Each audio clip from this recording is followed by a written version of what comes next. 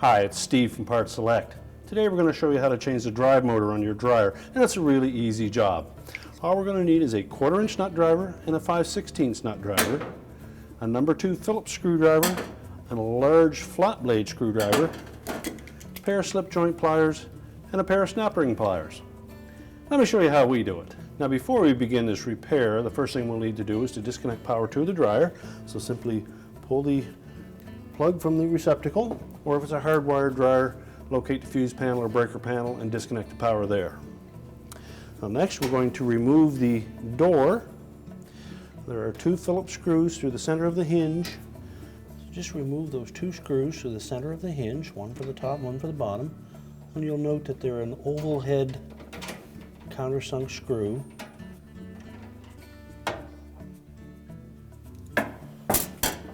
And we can then just pivot that door around and lift up on it, and the hinges will pop out of the opening.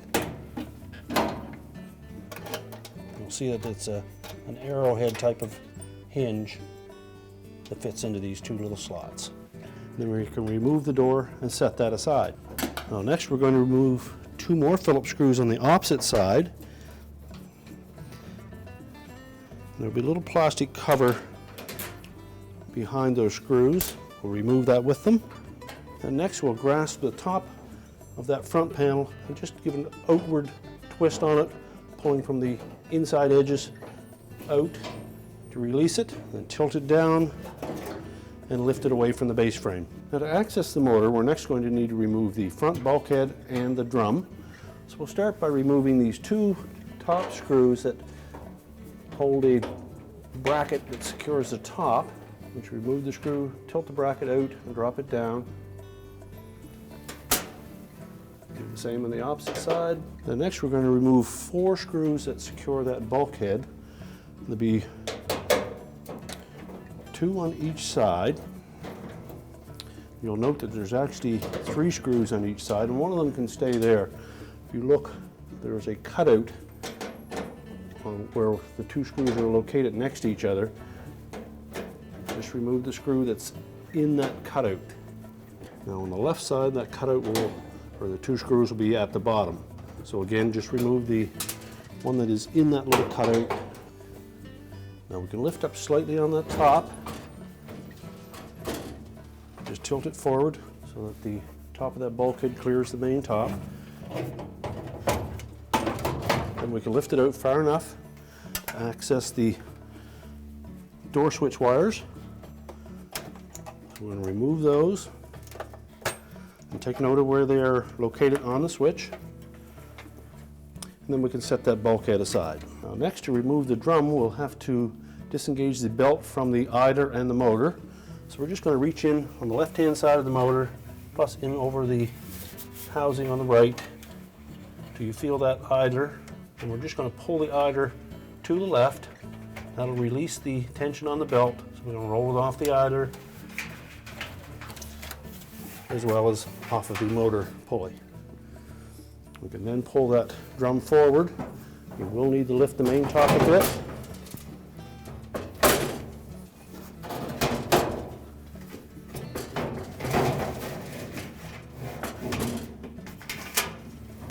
And then using the belt, support the rear of the drum and set it aside.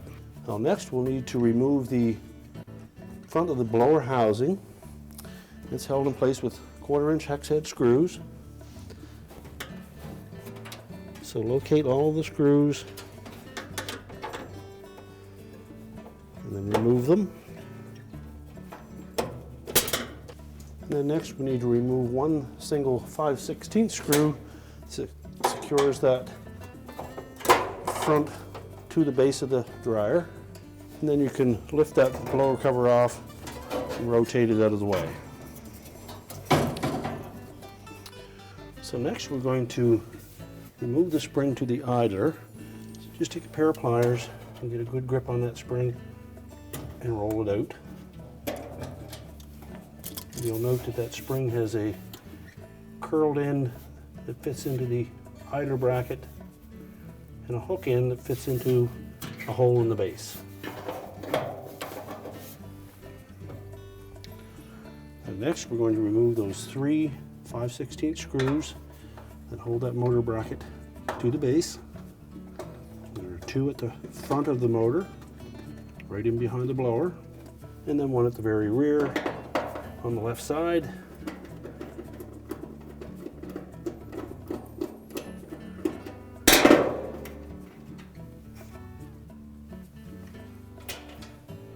Next, disconnect the harness.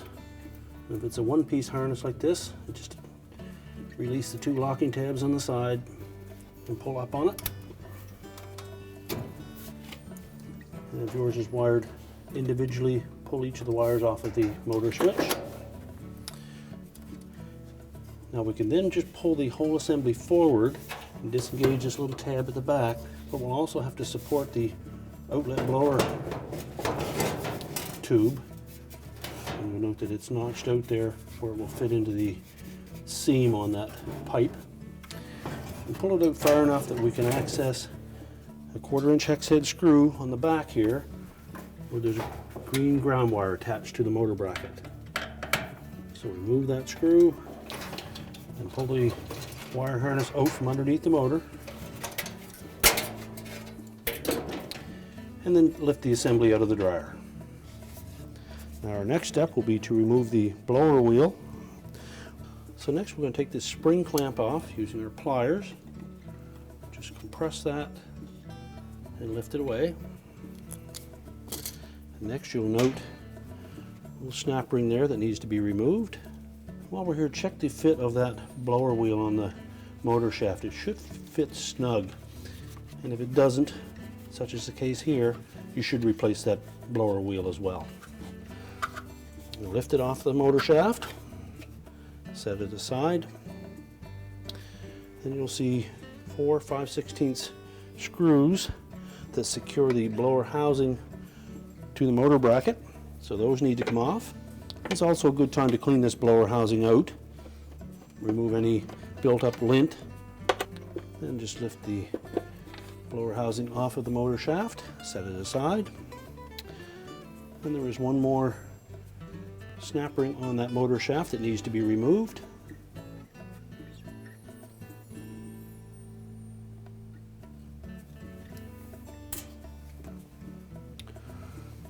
And then next we can remove the motor from the mounting bracket. Next we'll remove the spring mounting clips that hold the motor to the motor mount.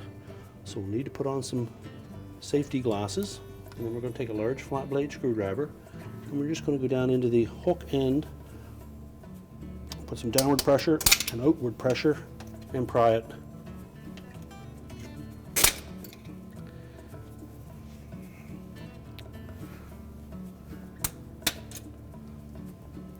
Once you've got one end free, you can just lift it off and set it aside. And do the same on the opposite end.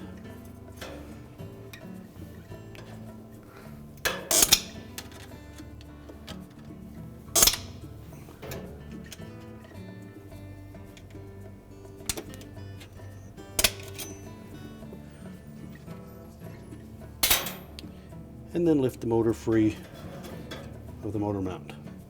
Now when installing the new motor, just take note on that front bushing that there is a small projection that will line up with a little slot on the front of the motor mount. So set it down into the opening, rotate it until it falls into position, then reinstall the spring clips. So we'll hook one end, line them up across the top, take our flat blade screwdriver, put it in that little hook and give it a little bump till it clips into place. Do the same on the back. Now next, we'll put the little snap ring down in that first groove.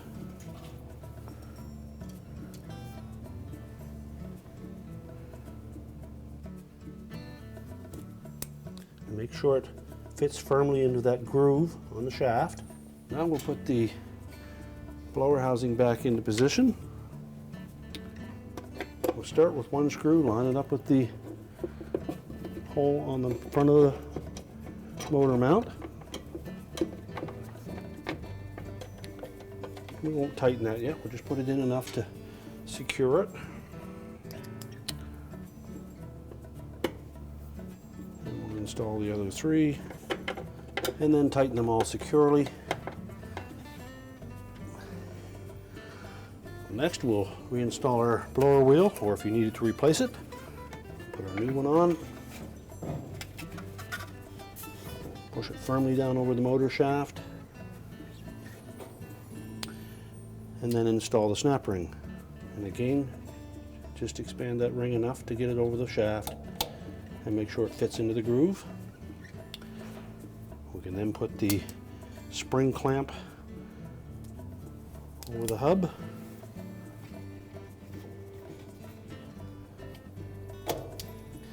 And it's also a good opportunity to vacuum out your dryer while you have lots of access. Now, if your original motor had individually wired connectors going to the switch, you will need to follow the instructions that came with this kit. It will tell you how to strip back the wires and add the new terminals to the ends of them. Now, next we'll put the motor back into the dryer. And before we put it back very far, we're going to line up the ground wire and attach it to the back of the motor bracket. So using that 1/4" hex head screw, we'll reattach that ground wire to the back of the motor bracket.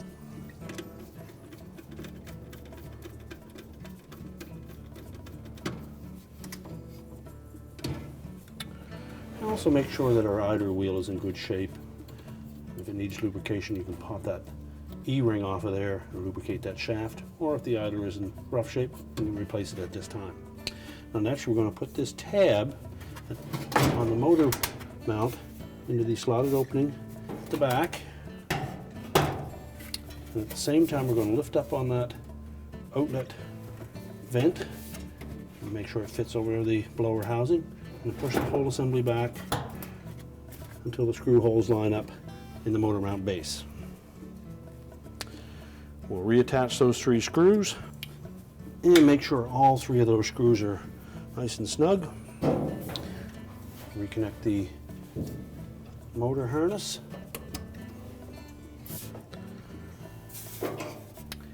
And next, our idler spring.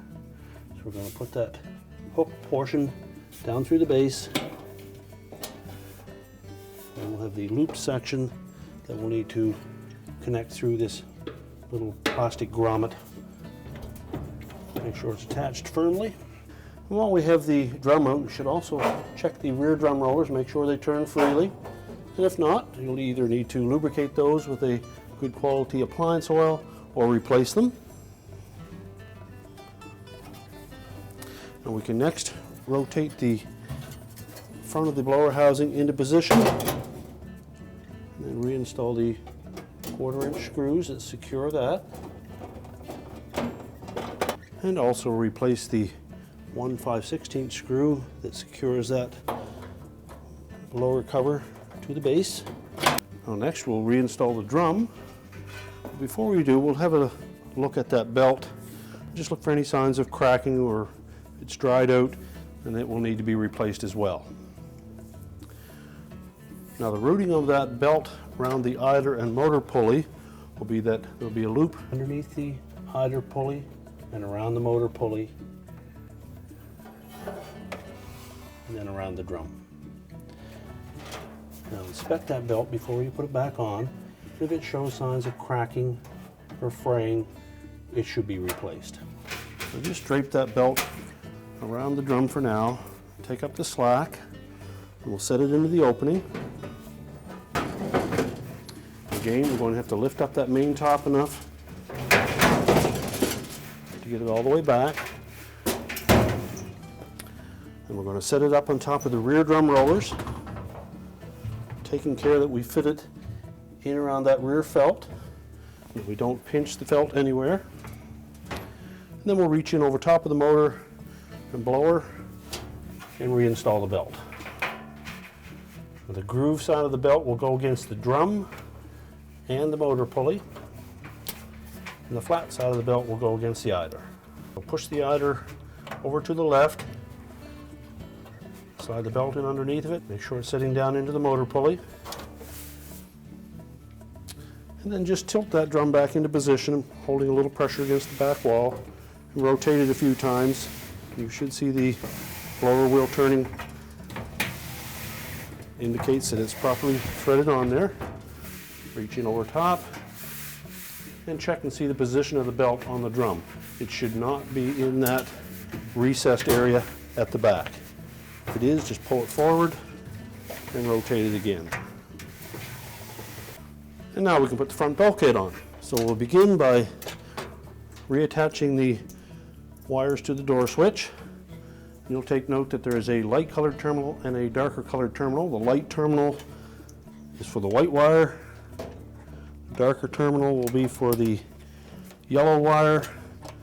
And if your model has a interior drum light, the wire for it will have a smaller terminal altogether. Now with the bulkhead just resting on the base, we're going to tilt that back while lifting up the main top.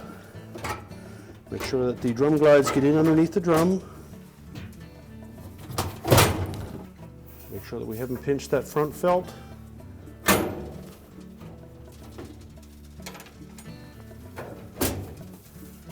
And the top should come out over the top edge of that front bulkhead. We'll reinstall the 5/16 screws that secure it. Once we have all 4 of those screws in position, we can tighten them up. Then we can put the brackets that secure the main top into position. Just rotate those around. Reinstall the retaining screws, and then do the same for the opposite side. We're now ready to put the front panel on. So next we'll reinstall that front panel. There are 2 rectangular openings on the bottom that will fit over those 2 hooks. Make sure they're engaged, and then tilt the panel forward. And then we're going to make sure that these little spring clips on either side fit into the little slot on either side, and then rotate it into position. We can then put the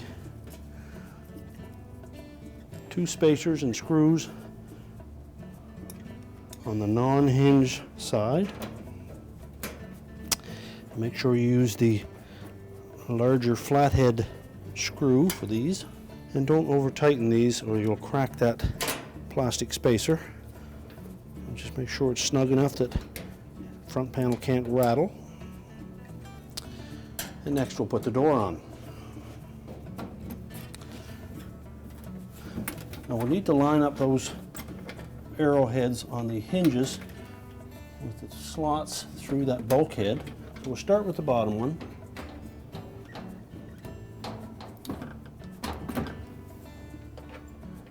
And line up the top one. And once we've got them fully inserted, you should be able to push down slightly on that door, and that will line up these screw holes. And these are the oval head screw that fits into the hinge. Tighten these securely.